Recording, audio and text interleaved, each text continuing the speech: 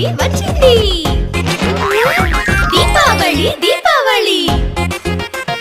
వచ్చింది దీపావళి ఎన్నెన్నో మిఠాయిలు ఇంటిలో ఉంటాయి కమ్మని సువాసనలు ఇల్లంతా వస్తున్నాయి లడ్డు జాంగ్రీ మురుకు లాంటి రకరకాల మిఠాయిలు వచ్చింది వచ్చింది దీపావళి